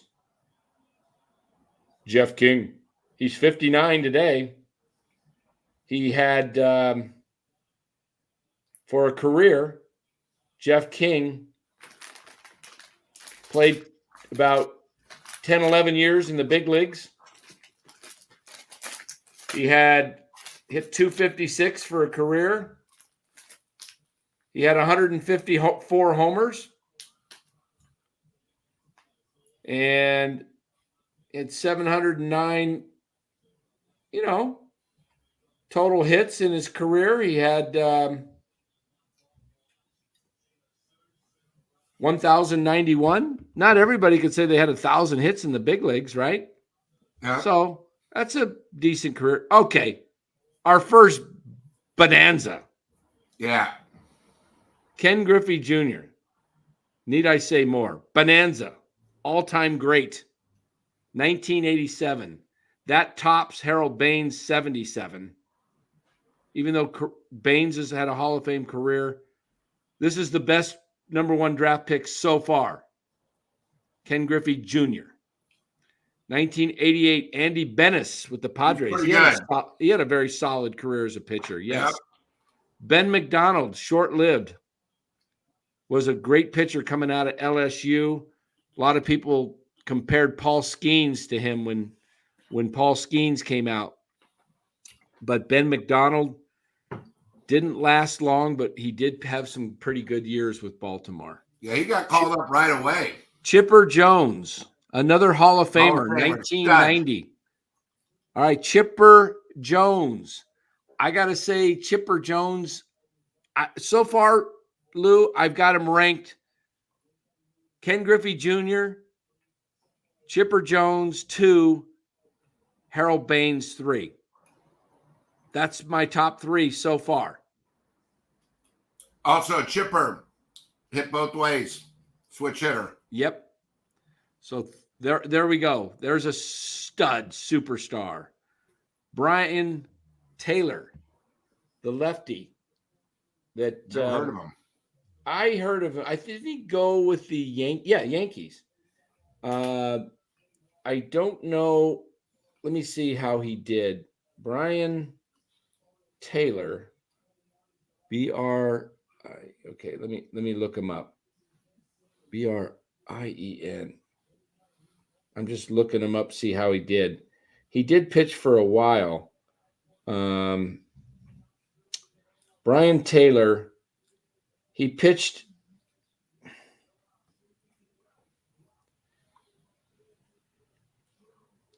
December 26th, 71, drafted. He actually never made it to the big leagues, guys. I just remember hearing his name. He never made it to the big leagues. He's a bust. Phil Nevin, Cal State Fullerton, very solid player. Solid. Yep. Alex Rodriguez. Oh, boy. Now we've got 4 superstars that have been the number 1 draft, Lou. People forget how big A-Rod was when he came out. He was more than Harper when he came out. Yeah. I mean, Wow. there was Griffey, and he was the next Griffey. 4 superstars. I'm going to have to reconsider this list. 94, Paul Wilson. Paul Wilson. Let's check out Paul Wilson and see how he did. He played from 96 to 05. He had a career WAR of 2.0, and he pitched for the Mets and Cincinnati. His career lasted 7 years, and he won 40 and lost 58. Had an ERA of 4.86. I would say not too good. Darren Erstad, the guy that beat the Giants in the 2002 World Series. That's center fielder. Remember him?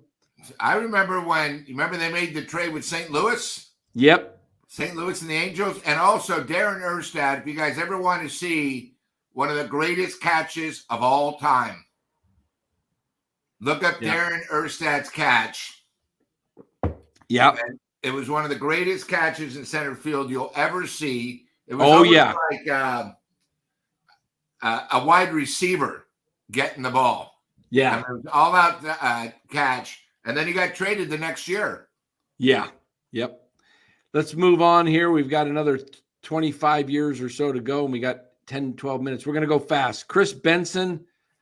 I think I remember him pitching a little bit. I remember he came up a while. Yeah. Matt Anderson, 97. All these guys kind of mid. Pat Burrell. Bust. Hitting coach. And as a coach, bust. Hitting coach. He's not a boss. He had a solid career. Went to Bellarmine, and then the U. Yeah. Pat Burrell.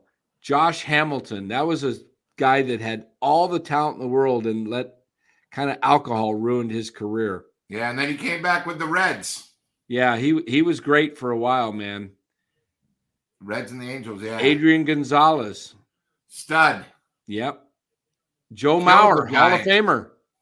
Yep. Another Hall of Famer. Mauer, what else can you say? Brian Bullington. Don't know much about him. No. Delman Young, he did not do well. Had a little bit of a short career. Matt Bush, not much. Mid. Justin Upton, mid. He ended up being an outfielder, but came up as a shortstop, but never really put it all together, him and his brother. Luke. Never heard of him. Hachivera, I think. Not had remember a little bit. Did okay. David Price had a very, very solid career, was dominating with the Red Sox. Yeah, the thing I remember with David Price and when Tampa for a while. by Tampa Bay is I don't even think he even went to spring training. Yeah. I mean, they literally got him. He finished his career. They gave him a couple weeks off, and then he pitched right for him. Yeah, look at Tampa 2 years in a row. And then they went to didn't they go to the World Series in 2009? Yeah. Tampa? Yeah, look at that. Tim Beckham. Okay, Steven Strasburg. Cut short by injury, but when he was healthy, one of the best pitchers in the game. Yeah, you know, it's funny. When he was at school at San Diego State in 2009, his coach was Tony Gwynn, the greatest hitter. Yes. And he said, this kid is the greatest player I've ever seen. Wow. His pitching was beyond belief, but then again, he could also hit too, didn't he? Yeah. Another superstar, Bryce Harper, 2010. And you remember when he got drafted, College of Southern Nevada is a JC. Right. He wanted to play 1 year of junior college, and I think he had 45 homers because he knew he wasn't old enough to. They had the new thing; you had to be 18 to be drafted. That's right. That's right. You didn't go to college, so he went to a JC, and nobody had ever done that before. Yeah, and he was a catcher at one point Reno too. Wow. We got about 8 minutes. We got to finish before the 2-hour mark, so we got to hustle. Garrett Cole, another star. Okay, the guys are starting to get better. Carlos Correa, another star. Mark Appel, Astros, just mid to solid. Had some solid years. Garrett Cole, just if everyone remembers, is our former shortstop's brother-in-law. Yep, Brandon Crawford's brother-in-law. They met at UCLA, and they're Garrett Cole married Brandon Crawford's sister. See, this is when Houston, before they won the World Series, when they tanked. They got the number 1 pick 2 years in a row. 3. 12, 13, and 14. And then Dansby Swanson, he's had a solid career, but then he got traded right away to – they didn't even keep him at Arizona. They just traded him to Atlanta right away for – I'm trying to remember that trade. Mickey Moniak, he's playing today. Is he with the Angels now, or who's he with? Not sure.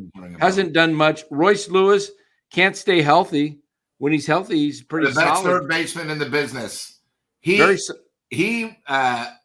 Conforto wishes he could hit as good as Lewis. Yeah, very solid. Very solid when he's healthy. Gets hurt a lot, though. Casey Mize hasn't really put it together yet. He's with the Tigers. Hasn't been able to do it. You know who was drafted right after Casey Mize? Number 2, 6 years ago. We all know him very well. Giants bust. Joey Bart. Oh yeah, bust. Joey Bart. Adley Rutschman, looking like a stud. Second best catcher in the business. Spencer Torkelson he had 31 homers last year, but has struggled.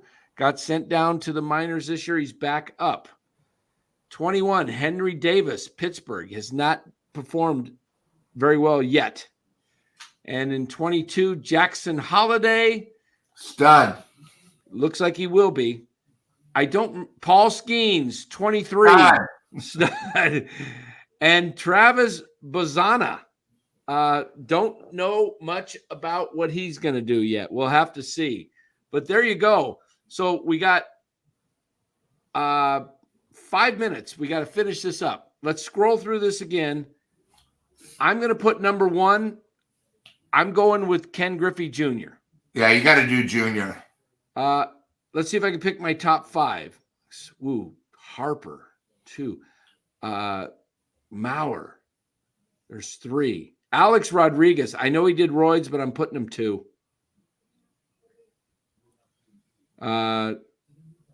Man.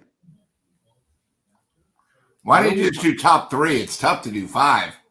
Top 3. I mean, you got a Hall of Famer in Harold Baines, but I'm going Chipper Jones, 3. Chipper Jones. You got some studs in here. Pretty interesting. You got some real studs in there, and you got some guys that not so great, Lou. Yeah. But some pretty I think solid one of picks. these nights what we'll have to do is So see who got picked before the Giants picked. So when the Giants picked 12, who went after that the Giants didn't get? Who'd they pick after? Who went after that they could have had? Yeah, so they could have got. Well, I know one year was Walker Buehler.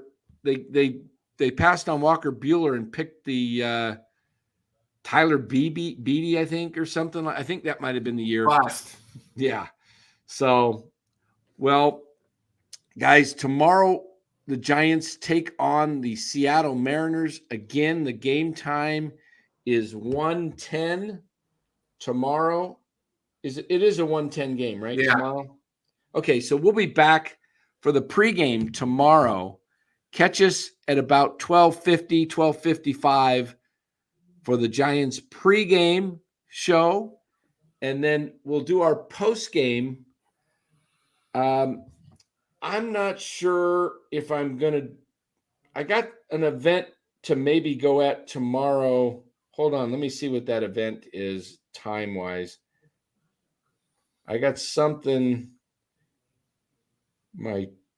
hold on here. I got to type it in. I'm not sure if I'm going to be able to make it or not to this event. Oh, it's at 6:30, which would probably get me back close to 8. So we'll probably go on at 8 tomorrow again, unless we do the afternoon, but I don't think I want to do the afternoon. We'll see.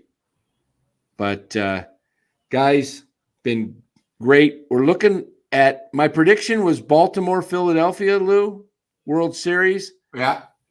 Since I took it, I got to stay with it. But I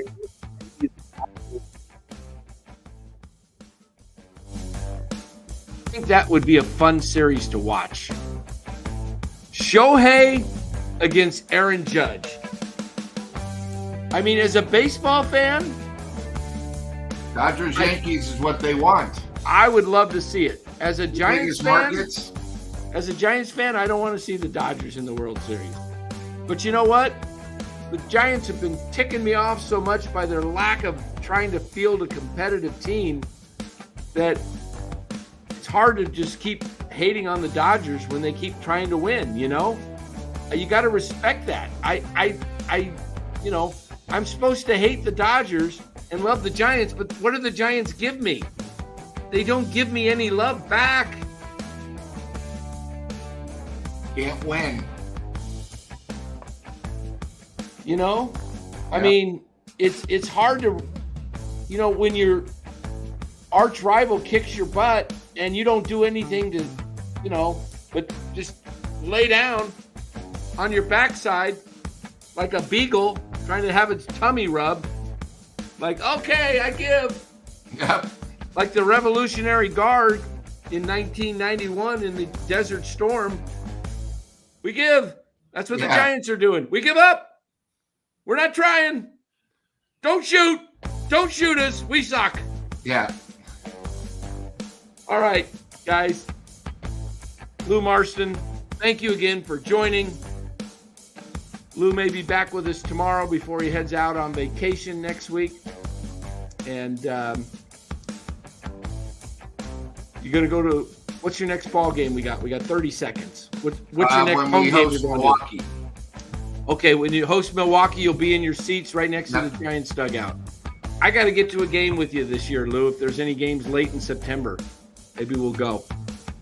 But, guys, thanks for joining NorCal Sports. Have a safe Saturday, everybody. Yeah, and join us tomorrow at the pregame show, 12:50-ish, 12:55 pregame, the only live pregame on YouTube for Giants coverage.